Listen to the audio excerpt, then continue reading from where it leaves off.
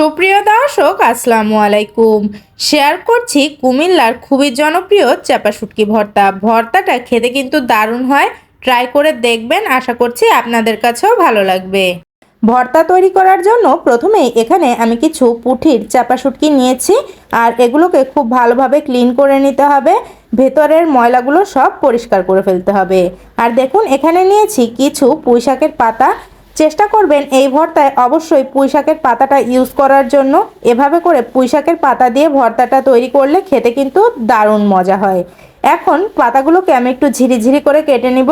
যতটা সম্ভব একদম কুচি কুচি করে পাতাগুলোকে একটু কেটে নিতে হবে। দেখুন পাতাগুলোকে আমি যতটা সম্ভব ছোট করে একটু কেটে নিচ্ছি।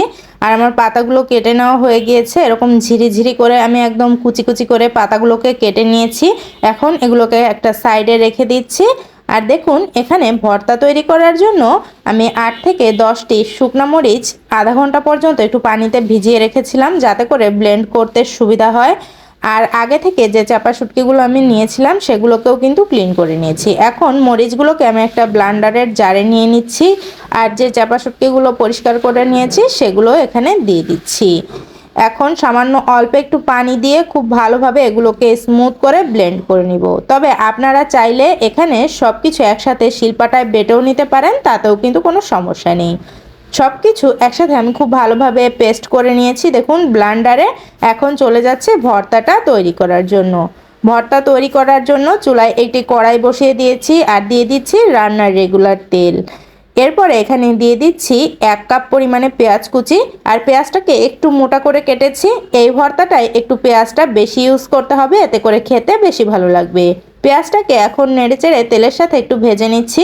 পেঁয়াজের কালারটা চেঞ্জ হতে শুরু করেছে। এ পর্যায়ে এখানে দিয়ে দিলাম স্বাদ মতো লবণ, অল্প একটু দিয়ে দিলাম হলুদের গুঁড়ি, এতে করে কালারটা খুবই সুন্দর আসবে।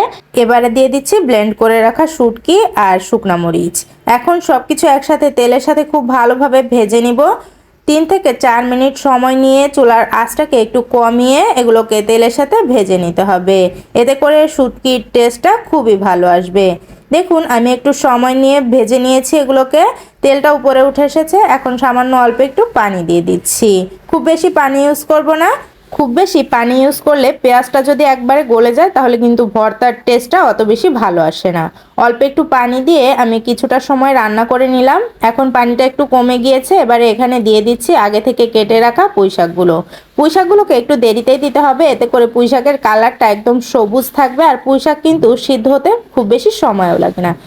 এখন নেড়েচেড়ে সব কিছু একসাথে মিশিয়ে নিচ্ছি, আর বেশ কিছুটা সময় ধরে একটু রান্না করে নিব, যতক্ষণ পর্যন্ত না তেলটা পুরোপুরি উপরে উঠে আসছে। এরই মাঝে আপনাদের কাছে আমার ছোট্ট একটি অনুরোধ রইল। আপনি যদি আমার চ্যানেলে নতুন হয়ে থাকেন প্লিজ আমার চ্যানেলটিকে সাবস্ক্রাইব করে আমার সাথেই থাকবেন, আর ফেসবুক থেকে দেখে থাকলে প্লিজ আমার পেজটিকে ফলো দিয়ে রাখবেন। দেখুন আমি 4 থেকে 5 মিনিট একটু সময় নিয়ে ভেজে নিয়েছি এগুলোকে, আর তেলটাও উপরে উঠে এসেছে। এখন কিন্তু পুঁইশাকটাও পুরোপুরি সিদ্ধ হয়ে গিয়েছে। এখন আমি চুলাটা বন্ধ করে দিচ্ছি, আর শুটকি ভর্তাটাকে চুলা থেকে নামিয়ে নিচ্ছি। এভাবে বাসায় একবার ট্রাই করার জন্য অনুরোধ রইল। আশা করছি আপনাদের কাছেও ভালো লাগবে। আর এই ভর্তাটা কিন্তু খুদের ভাত, খিচুড়ি অথবা গরম ভাতের সাথে খেতে দারুণ লাগে। যখন কিছুই খেতে ভালো লাগে না তখন এই ভর্তাটা একবার ট্রাই করে দেখবেন, এটা কিন্তু রুচি বৃদ্ধিতে ভীষণ কাজ করে। রেসিপি ভালো লাগলে লাইক, কমেন্ট, শেয়ার করতে ভুলবেন না। সবাই ভালো থাকবেন। আল্লাহ হাফেজ।